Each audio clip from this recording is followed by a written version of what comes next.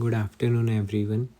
My name is Ashish Zombadi, and I'm presenting my research on communication frugal federated training for deep neural networks at the TIEMS 2026 Hybrid Annual Conference.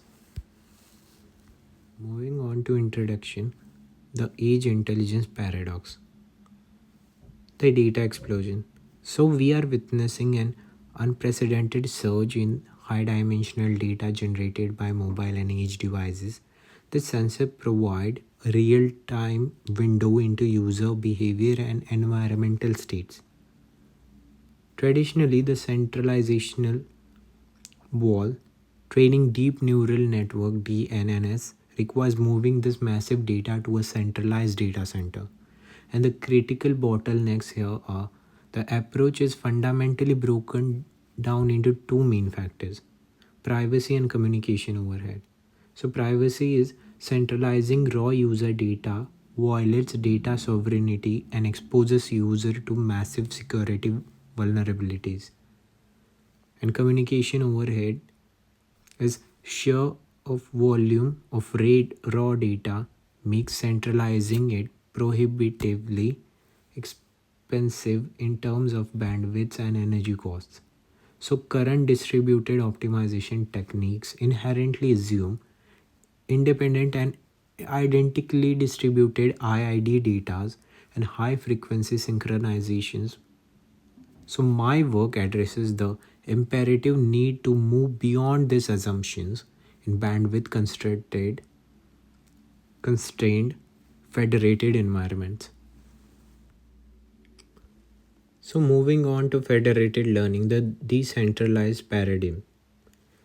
So, shift in philosophy is instead of bringing the data to the model, we bring the model to the data.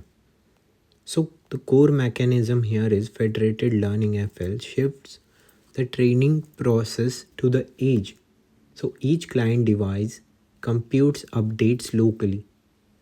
So, information security here is the raw data never leaves the local device storage, only encrypted model way updates, gradients are transmitted to the central server, effectively decoupling data storage from model training. So, to explain this is a fundamental paradigm shift. So, I keep raw data locally stored and transmit only encrypted gradients, which effectively decouples data storage from model training. So, moving on to proposed methodology, the federated averaging algorithm.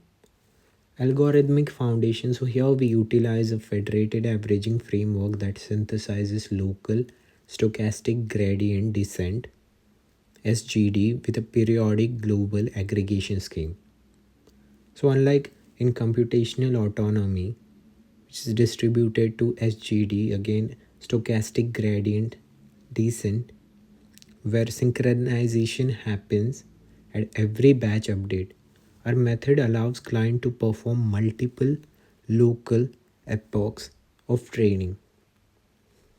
So global synthesis, the server performs a weighted average of these local models updates weighted proportionally by the size of the local data sets to refine the global model. So here in our framework optimizes the objective function, which is f of w equals the summation from k equals 1 to k of n sub k divided by n times f sub k of w. By enabling local computational autonomy, effectively decoupling the learning rate from the global synchronization frequency.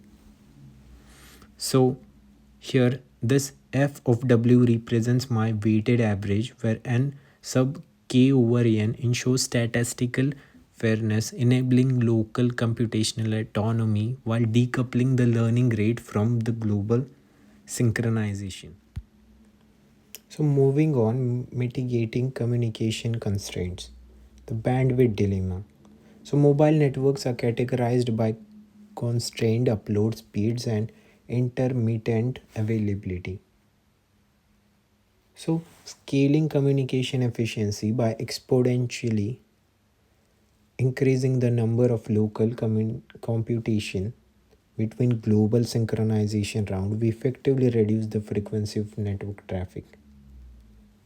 So, in systematic impact, this drastically decreases the total number of communication rounds required for model convergence, directly addressing the bottleneck of bandwidth constrained environments. So the trade-off between local computation epochs, which is E, and global communication rounds is governed by the inherent heterogeneity of client participation, required a balanced heuristic to surpass struggles and minimize latency.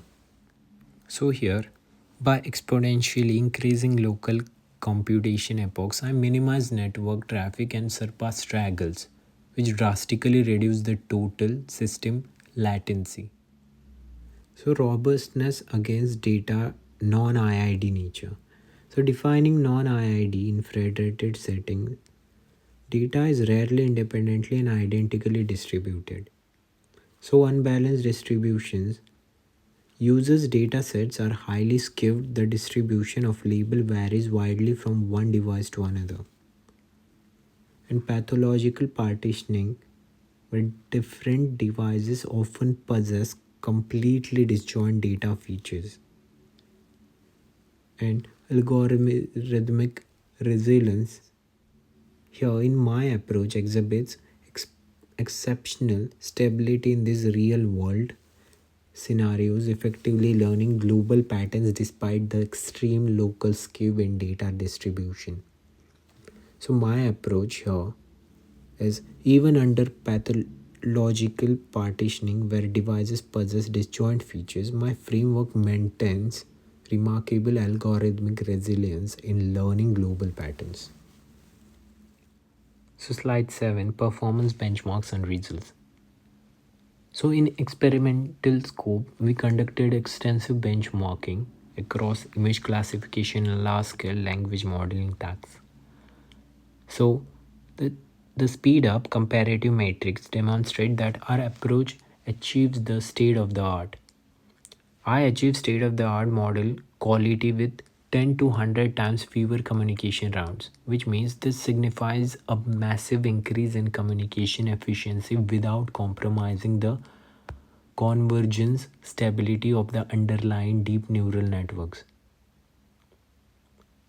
And in statistical significance, the reduction in communication latency is achieved without compromising the accuracy or convergence stability of the underlying deep neural network.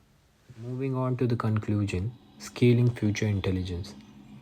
So here practicality, we have effectively transformed federated learning from a theoretical framework into a highly efficient practical training protocol. So broad applicability, where this communication frugal methodology is scalable across diverse infrastructure from mobile networks to complex lot ecosystem. And future trajectory here is future extensions involves integrating differential privacy DP and secure multi-party computation SMPC to add a secondary layer of cryptographic security to our communication efficient framework. So thank you for your time. You may review the foundational research supporting this work here. And I appreciate your attention and I'm available for further discussion on these benchmarks. Thank you.